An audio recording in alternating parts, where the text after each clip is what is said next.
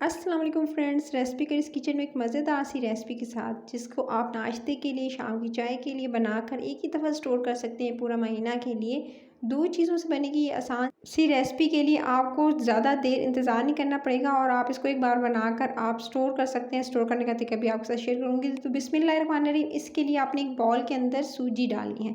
सूजी जो है वो आधा कप लीजिएगा, छान कर आपने इसके अंदर शामिल कर देनी है। वीडियो अच्छी लगे तो लाइक शेयर, चैनल रेसिपी करिस को सब्सक्राइब ज़रूर कर लीजिएगा।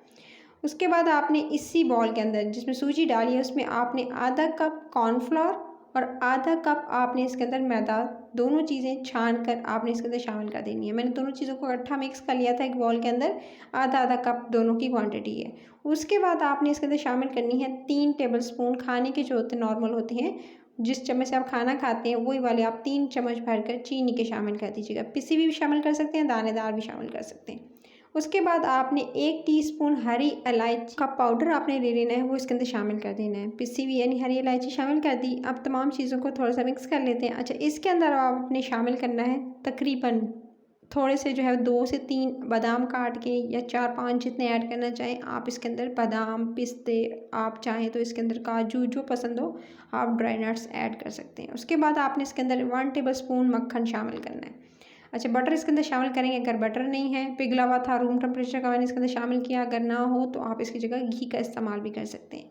तमाम चीज़ों को अच्छे से मिक्स करेंगे। मिक्स करके फिर इसके अंदर दूध थोड़ा थोड़ा करके आपने शामिल करना है। एक साथ दूध मत शामिल कीजिएगा, एक साथ कर देंगे तो हो सकता है कि बैटर पतला हो जाए। तो मैंने तकरीबन जो है आधी प्याली मेरे पास जो थी वो रह गई थी, आधी से थोड़ी सी कम जो मैंने यूज़ की है, यानी 1 कप के करीब दूध था। और उसमें से मैं आपको लास्ट में दिखाऊंगी कितना दूध रह गया। सो आप इसी हिसाब से थोड़ा थोड़ा करके ऐड करते जाइएगा। और आप जो है सिंपल आधी प्याली के करीब ही आप दूध जो है वो इसको इस्तेमाल करेंगे इसको गूंदने में, यानी इसको अच्छी सी डो बनाएंगे। और ये देख सकते हैं इतना दूध अभी बाकी रह गया, 2 से 3 टेबलस्पून। उसके बाद जी इसको अच्छे से मैंने मिक्स किया। मिक्स करके ये देख सकते हैं इसको अच्छी सी डो को गूंद लिया। गूंद के अब आपने इसे 10 मिनट का रेस्ट देना है। कवर करके 10 मिनट के लिए छोड़ दीजिएगा। 10 मिनट के बाद ही आप इसकी जो शेप बनाना स्टार्ट करेंगे। अच्छा, 10 मिनट गुजर चुके थे, अब इसको दोबारा थोड़ा सेट कर लेती हूँ। और इसमें से फिर आपने थोड़ा थोड़ा पोर्शन में उठाना है। बैटर को इस तरह से लीजिएगा। लेने के बाद फिर इसकी शेप बताती हूँ किस तरह से आपने सेट करनी है। सबसे पहले आप इसे उंगलियों में आप जो है इस तरह से हाथों में लेकर आपने पहले बॉल की शक्ल बनानी है। फिर बॉल की शक्ल बनाने के बाद फिर इसे थोड़ी सी रोल की शक्ल इस तरह से देते हुए आपने किनारों से इस तरह से प्रेस करना है। और इस तरह से दोनों तरफ से प्रेस करने के बाद ऊपर से थोड़ा सा फ्लैट कर देंगे।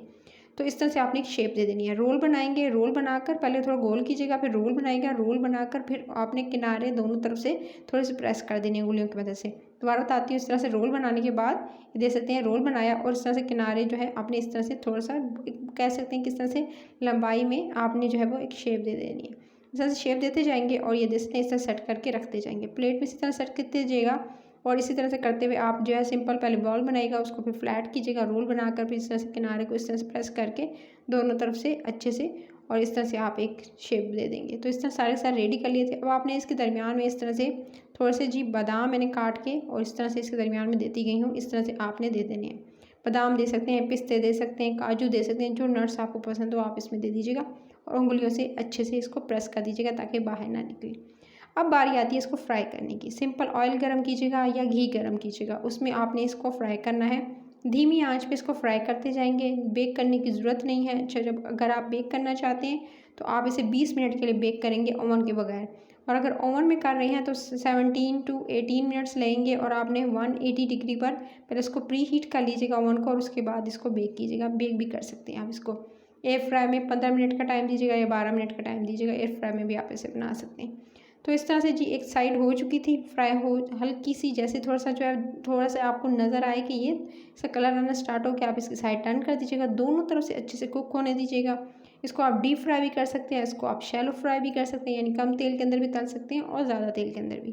जब दोनों तरफ से अच्छा सा कलर आ जाएगा, ये देख सकते हैं जैसे गोल्डन कलर आया, ताकि कच्चे ना रहे इसलिए मैंने इसको बिल्कुल धीमी हल्की आँच पे इसको फ्राई किया है। उसके बाद आपने तकरीबन 4 से 5 मिनट गुजर चुके थे। 4 से 5 मिनट के बाद दोनों साइडों पर अच्छे से कलर आने तक का वेट किया मैंने और अच्छे से कुक होने दिया इसको।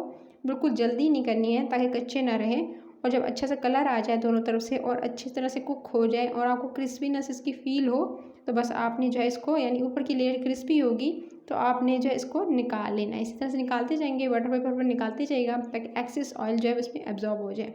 उसके बाद फिर नेक्स्ट बैच जो है वो आप रेडी करके इसी तरह से उसको भी आप इसी तरह से फ्राई करते जाइएगा।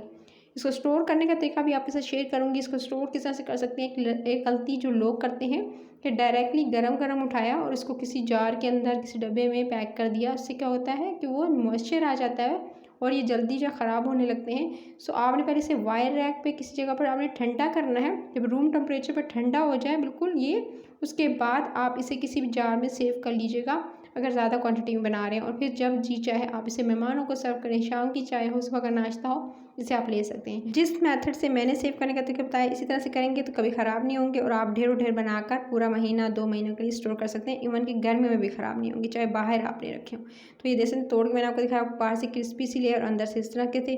तो आपने इसे ज़रूर ट्राई करना है और सेव करना हो तो इसी तरह से सेव कीजिएगा। और रेसिपी के चैनल को सब्सक्राइब, वीडियो को लाइक और शेयर ज़रूर कर लीजिएगा। सब्सक्राइब करने के साथ बेल आइकन को प्रेस कर लेंगे। बिस्किट से रिलेटेड, आइसक्रीम से रिलेटेड मज़े मज़े की रेसिपीज़ के लिए मेरे चैनल को ज़रूर विजिट कीजिएगा। अपना ख्याल रखिएगा। Take care.